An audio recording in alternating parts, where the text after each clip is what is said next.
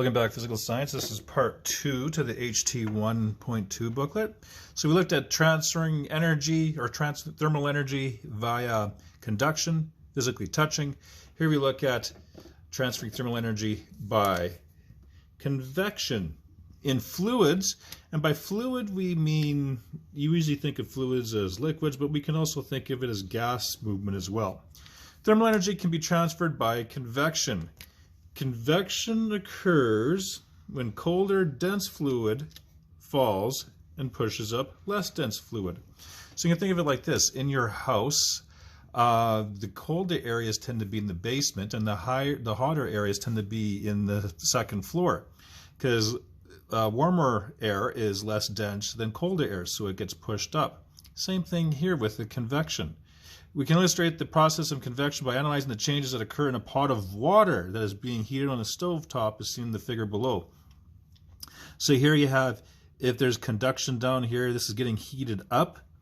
So as water gets hotter, it warms up and it gets less dense, so it goes up to the top. At the top, it cools down and starts to sink because it becomes more dense. But then it's heated up again, becomes less dense, goes to the top, cools down, becomes more dense, and this cycle happens continuously. That is convection. When the water particles nearest to the heat source absorb thermal energy, they move faster and spread apart. This means the water near the bottom of the pot becomes less dense because it's further apart, lighter than the water above it. As a result, the colder, denser water above the water sinks and pushes the warmer, less dense water up. As the warmer water moves up and farther away from the heat source, it cools down, increases the density, becomes heavier, falls down. This process repeats itself, resulting in a continuous convection current in which colder water moves downward and warmer water moves up. So cold moves down, warm moves up. In this way, thermal energy spreads throughout the entire liquid. Convection current also forms in gases such as air and are responsible for ocean breezes and other winds in the atmosphere, seen in the diagram on the right. When the sun's rays strike the land, the air immediately above the land warms up, and of course it becomes less dense. And as that warmer air becomes less dense, it moves up. Colder, heavier air that is higher falls down, pushing the warmer air upward. This process repeats itself as the sun continues to warm up the land, setting up a continuous convection current. People on the shore feel part of these currents as wind or breezes that move towards the shore, so feeling that. Okay.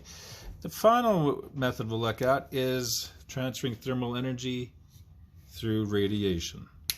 Thermal energy can also be transferred by thermal radiation. Radiation is thermal energy transferred that involves electromagnetic waves being emitted from sources such as lamps, flames, and the sun. So the increased thermal energy that you feel next to a fire, a hot light bulb, or the sun. While the sun is the largest source of radiant energy, all particles that have kinetic energy emit some radiant energy, as seen in the figure below. So the increased kinetic energy of moving particles emitting radiation, that which we perceive as receiving thermal energy. These waves travel through materials such as air or glass or even through empty space. All right, so those are ways of transferring thermal energy.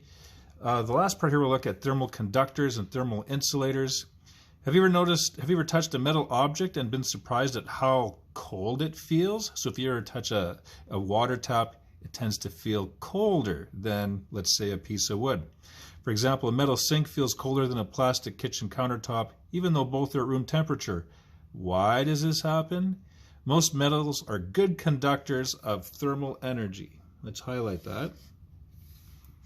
While many non-metals are poor conductors.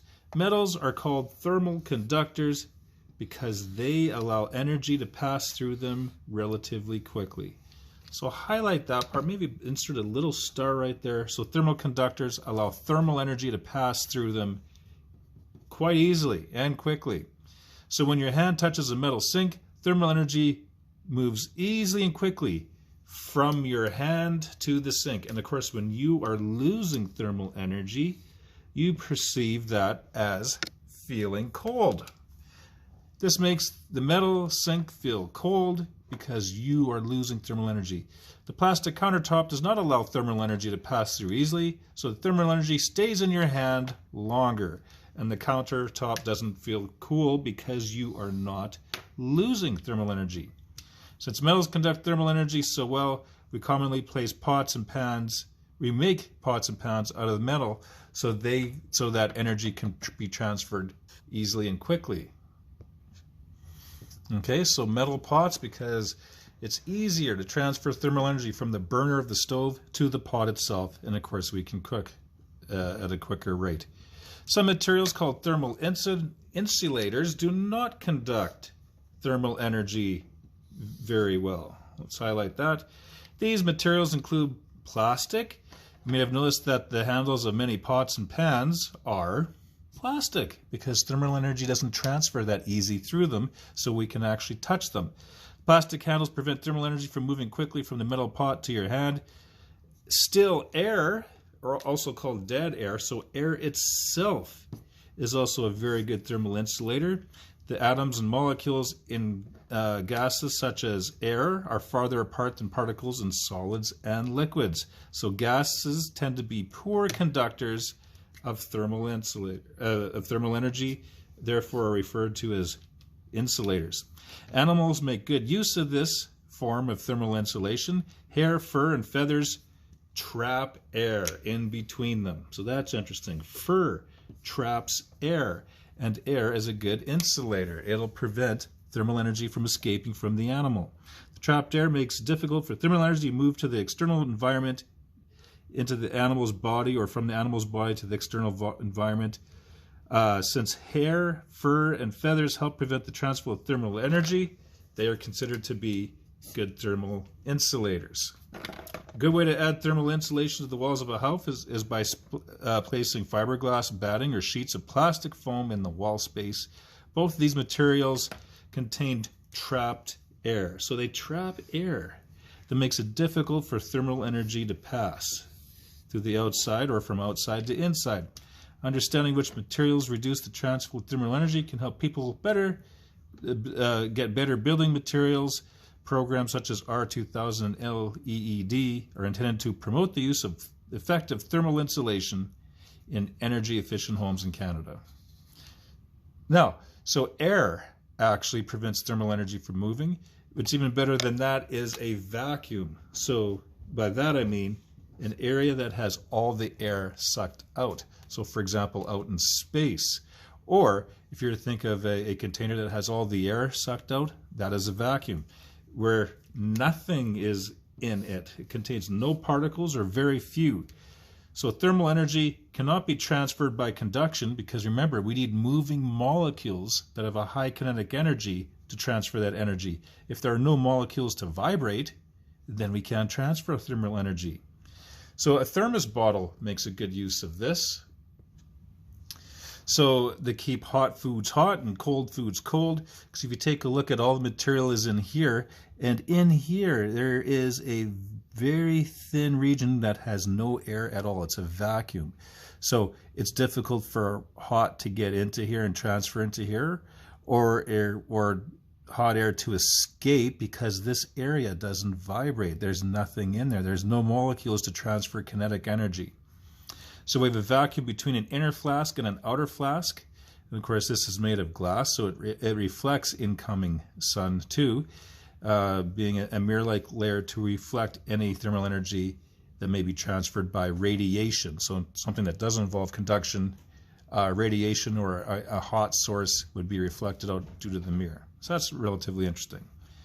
Thermal energy transformations, furnaces, car engines, and incandescent lamps are other devices that transform one form of energy to another. For example, the internal combustion engine of a car is designed to transform the chemical energy in gas to kinetic energy and thermal energy. So that's the output. The kinetic energy moves the car and the thermal energy is transferred to the surroundings.